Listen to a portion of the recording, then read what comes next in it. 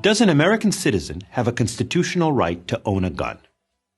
Here's what the Second Amendment says. A well-regulated militia, being necessary to the security of a free state, the right of the people to keep and bear arms, shall not be infringed. Now, it once seemed to me like that language only protected state militias and not individuals. Indeed, this is the view held by the 4 dissenting Supreme Court justices in the 2008 case of District of Columbia versus Heller, a landmark case dealing with gun ownership. But the more research I did, the more I came to realize that my initial view was mistaken, and that the founders were in fact securing an individual right. The 5 justices who voted to affirm the right to own a gun in D.C. versus Heller had indeed made the correct decision. Let's look at the amendment one more time. A well-regulated militia, being necessary to the security of a free state, the right of the people to keep and bear arms, shall not be infringed. We first need to focus on the phrase, the right of the people. Note that the people are the only ones whose right is secured here, not the militia or a state government. This phrase, the right of the people, comes up a few times in the Constitution.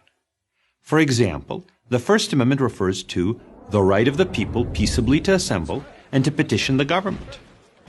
And the Fourth Amendment secures the right of the people to be secure against unreasonable searches and seizures. Why then, if the authors of the Constitution felt so strongly about the right of the people to own guns, did they include language about a well-regulated militia? These opening words of the amendment might be called a justification clause. Such clauses are used to help explain why a right is being secured. But it's the operative clause that explains what right is being secured. In this case, the right of the people to keep and bear arms. And what was the word militia understood to mean at the time? Well, the Militia Act of 1792 defined militia to mean all white males 18 to 45. Today, of course, militia would include women and people of all races, but it was clearly not a reference to a small National Guard type group. And what about the part of the amendment that says a militia is necessary to the security of a free state?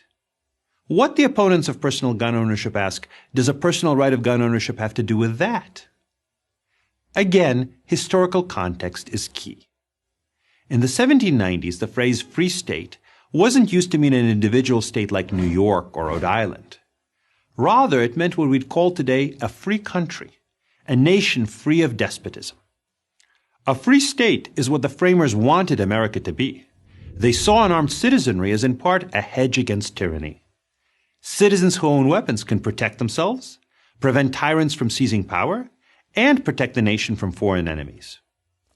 This does not mean, though, that this right is unlimited. Free speech, for example, has long been subject to some narrow and reasonable regulations.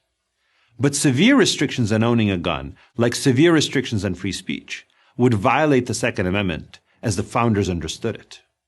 Maybe you think this understanding of the Second Amendment is outdated today, that the Constitution needs to change as public attitudes change. The founders included a provision for doing just that. If the public attitude really has changed, the Constitution can be amended to reflect that change. But ironically, even if we focus on current public attitudes, the case for individual gun ownership is as strong as ever. Polls consistently show that over 2/3 of Americans believe that the Second Amendment secures the right of citizens to own a gun. And Congress and state governments have repeatedly reaffirmed this view, including in recent decades. So, does the Second Amendment secure an individual right to bear arms? It did when it was written, it has throughout American history, and it does today. I'm Eugene Volokh, professor of law at UCLA for Prager University.